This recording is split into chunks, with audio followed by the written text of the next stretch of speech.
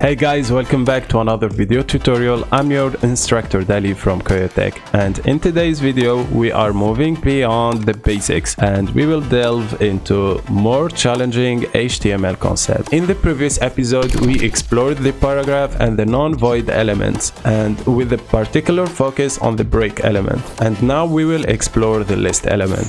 So guys, before we start this lesson, don't forget to like, subscribe and comment down below if you enjoyed this amazing tutorial. And guys, let's go. So have you noticed the abundance of lists when browsing the internet? So websites like IMDb often use lists to present information such as the top 250 movies of all time. Even freelance websites organize their content using lists. So how do we create this list ourselves? First, let's explore the unordered list. So it's one of the most common type of lists. Creating it is easy. So you start with an opening tag, UL, and then closing tag. Usually we have single line elements where we add content between opening and closing tags. However, unordered lists are different. They require an additional type of tag called a list item to complete the list. So as you can see, we have 3 list items here, each containing a piece of content. All 3 items are enclosed within the unordered list. So for any list to display content, you must add list items to it.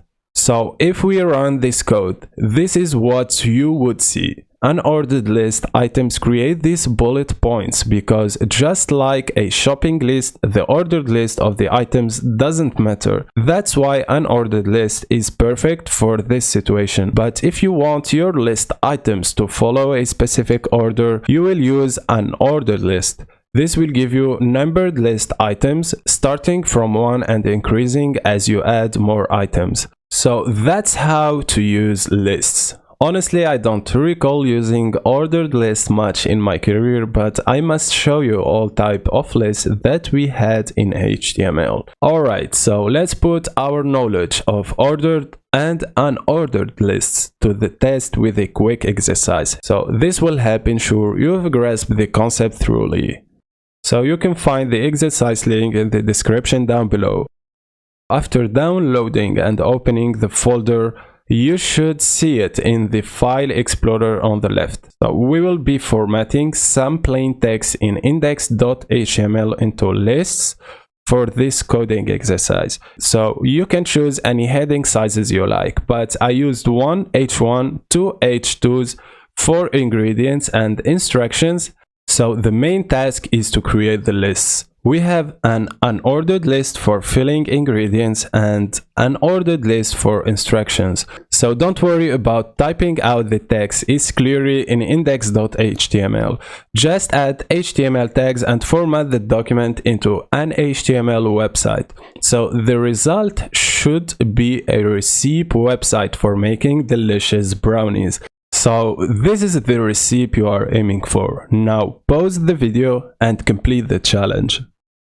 So how was it, guys?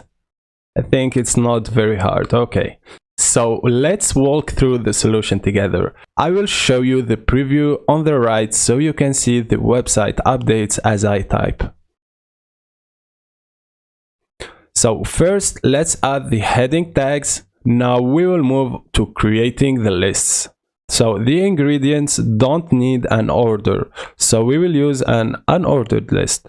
So between the UL tags, we will add each ingredient as a list item. So create an li tag and drag the first ingredient inside it. So you can also copy and paste the li tag to add the rest of the ingredients. You can also copy and paste the li tag to add the rest of the ingredients. So when coding from scratch, you will type the li tag and the ingredient name inside it. Alright, so finally we will create an order list for the instruction as they have a specific order. So inside the OL tag, add as many li tags as there are instructions. So drag each instruction line into an LA tag, Now compare our work to the goal. We have completed everything correctly. So one thing to note is that some HTML elements are one line while others are multiple lines. So when pasting long lines of the text between start and end tag, VS Code may automatically put the closing tag on a new line. So you can edit this to keep everything on the same line or intentionally break it onto multiple lines. It's a personal preference, so do it as you like. We will discuss nesting and indentation in more details in the next episode. Once you're ready, proceed to the next lesson to continue learning. So guys, for all of that and more, see you in the next episode.